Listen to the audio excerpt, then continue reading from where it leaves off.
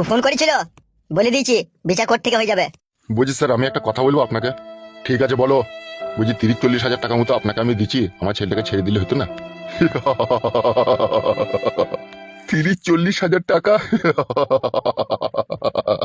বুকাচুদা, তুই ছেলেকে তুলে আন দিকে তো 42 হাজার টাকা তেল লিখে যাবে গাড়িতে। তুই 40 হাজার টাকা বলিস কোন হিসাবে? তার উপর আবার তুই ছেলে রেপ করে যাবে। লাখের কথা বল, লাখের কথা বল। ছেলে যদি জীবন্ত বাড়ি নিয়ে যেতে চাস তাহলে লাখের কথা বল। আর নাহলে সুজা বাড়ি যা, দিয়ে বইয়ের কাছে শুয়ে আবার ছেলে তৈরি কর গা। ও ছেলের কথা ভুলি যা তুই। ও শালা বৈদ্য হারামি মা মেগু ছেলিও। ও খান কি ছেলে শুইরের বাচ্চা জুড়া নাই রে। রেপ করেছে রেপ। রেপ মানে বুঝিস? হে বুকাচুদা, মানে পাকানে জোর জবস্তি করে ডান্ডা ভয় দিয়েছে তোমার ছেলে। এ ওর বোক একবার রেপ করতো তো দেখ তো আর কেমন লাগে। স্যার কথাবার্তা ভালো করে বলবেন স্যার। আমি বড় রেপ করেছি? আমি তো মেয়েটার সাথে কথা বলছিলাম, আর তখন তো তোমরা আমাকে ধরে চলে এলা। তুই চুপ কর বাবা, তুই চুপ কর, তোর বাবা কথা বলছে ওদের সাথে, তুই চুপ কর। আপনি কত টাকা চাইছেন? তোমার ছেলের নামে পুরোপুরি একটা চার্জশিট তৈরি হয়ে গেছে। আর সেই চার্জশিট ক্লোজ করতে গেলে পরে মিনিমাম 50 লাখ টাকা ধরে রাখো। 50 লাখ টাকা? এত টাকা আমি কোথায় পাবো স্যার? 50 লাখ টাকা আমাদের দরকার নেই তো, তোমার ছেলে অন্যায় করেছে, তার সাজা দেবে কোর্টে থেকে জজ। ঠিক আছে, তুমি এখন বাড়ি যাও। 50 লাখ টাকা আমাদের দরকার নেই তো আমরা বলেছি তোমাকে দিতে। তোমার ছেলে যে অন্যায় করেছে সেই ফাইলটা চাপা দিতে গিয়ে 50 লাখ টাকাই প্রয়োজন হবে। আর না হলে 14 দিনের মধ্যে তোমার ছেলে ফাঁসিতে ঝুলবে। এবার চিন্তা ভাবনা করো তুমি কি করবে। ওগো গিন্নি, তাহলে কি করবে গো? কি আর করবে, কোনো মা বাপ কি চায় তার ছেলেটা তার চোখের সামনে মৃত্যুর মুখে ঢলে পড়ুক? আর সে মৃত্যু খুব কঠিন মৃত্যু হবে। প্রথমে একটা কালো টুপি দিয়ে তোমার ছেলের মাথাটাকে ঢেকে দেওয়া হবে। তারপর জল্লাদ এসে ফাঁসির দড়িটা তোমার ছেলের গলায় পরিয়ে দিবে।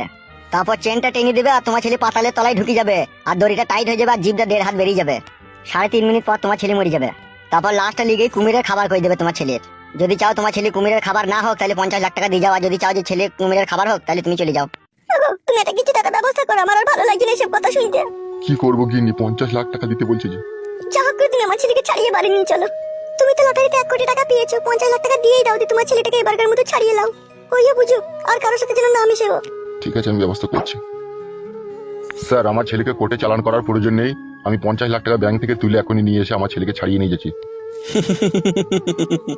চাপা না দিলে কাজ হয় না। কি? হে বুকাচুদা, তুই চুপে। আমি কি কোনো ভুল কথা বললাম স্যার? তুমি চুপো। হে আর কপালি চুদা, তুমি চুপো। আপনি যান, টাকাটা নিয়ে আসেন। আমি সব কাগজপত্র ঠিক করছি, আপনার ছেলেকে আপনি এসে নিয়ে যাবেন। যান। বাবা এসো, আর দেরি করো না। ঠিক আছে স্যার, আমি টাকা নিয়ে আসছি।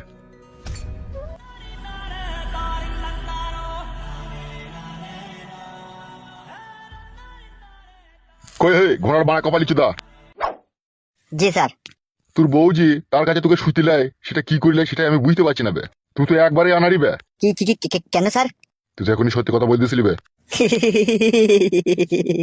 অতই সহজ নাকি স্যার আমি সত্যি কথা বলে দেবো? আমি একটু প্যাট সাজিয়ে প্যাটের খবর নিয়েছিলাম। ও তোকে পেটের খবর নিতে হবে না, সে যা করার আমি করে দেবো। ঠিক আছে স্যার, তাই হবে। সত্যি জান, কি অপূর্ব দেখতে তুমি। তাই নাকি? হ্যাঁ, যেন মনে হচ্ছে জড়িয়ে ধরে শুয়ে থাকে 3 ঘন্টা। আমি তো তোমারই গো, তুমি যতক্ষণ খুশি জড়িয়ে ধরে শুয়ে থাকো, কোনো অসুবিধা নেই। আমার একটা জিনিস গর্ব করে বলতে বিশাল ইচ্ছা হচ্ছে। কি ইচ্ছা হচ্ছে তোমার? বলতে ইচ্ছা হচ্ছে আমার মতো পুরুষ যেন প্রতিটি ঘরে ঘরে একটা করে জন্ম হয়। তাই নাকি? তুমি কিসের পুরুষ শুনি? তুমি কার বউ বলো তো? কেন, এমএলএ? তাইলে এমএলএ এর বউকে আমি বিয়ে করেছি, তাহলে আমার মতো ভাগ্যবান আর কেউ আছে? সেইটা বলো। আমি যদি না করতাম তুমি আমাকে পারতে বিয়ে করতে? তুমি যে করবা সেটা আমি জানতাম শোনা। তুমি আমার যে চঙ্গু মঙ্গু পাখি, আর এই পাখির জন্য আমি কত রাত জেগেছি শোনা, কি বলবো তোমায়। রাত্রে যখন তোমার কথা মনে পড়তো না, তখন আমার দুটো বইয়ের মধ্যে একটা বউকে ভালো লাগতো না। এই কাত করে সকাল হয়ে যেত, কাটে মনে হয়তো কতক্ষণে তোমার দেখা পাবো। তাই বুঝি? হ্যাঁ গো, আমার জানু মানু ফুলকলিচি পাখি। সেটা আবার কি জানু মানু ফুলকলিচি পাখিটা? তার মানে হচ্ছে তুমি আমার অন্ধকারের হেরিকল। তাই নাকি? এটা কথা বলবো শোনা তোমাকে? বলো, কি বলবে? আমরা তো আর কোনোদিনও জ্ঞান ধরতে পারবো না, এখানেই আমাদেরকে থাকতে হবে। কিন্তু দেশের মধ্যে একটা ঝামেলা হয়েছে, কি জানো তো বউ? কি ঝামেলা? উশাল রুম ভাড়াটা বেশি লিখি, 800 টাকা রুম ভাড়া নিয়ে লিখি। কি আর করা যাবে বলো, 800 টাকা নিলে এবার? তুমি যদি আবার একটা বুদ্ধি খাটাইতে পারো তাহলে আবার ভাড়া কমে যাবে। আমি আবার কি বুদ্ধি খাটাবো? সেই বুদ্ধিটাই তো নাই তোমার, তাই লিখে তুমি আমার সাথে আসতে বলো। কি বলছো কি তুমি? ঘরের যে মালিক তাকে মাঝে মধ্যে কি কি বললা? মাঝে মধ্যে একটা দুটো করে বাসি পরোটা যেগুলো বেরিয়ে যায় সেগুলো ওকে বাতাই বলছে। ও বাসি পরোটা খাবে? ও বড় লোক মানুষ। কত বড় লোকে খেয়ে দিল বাসি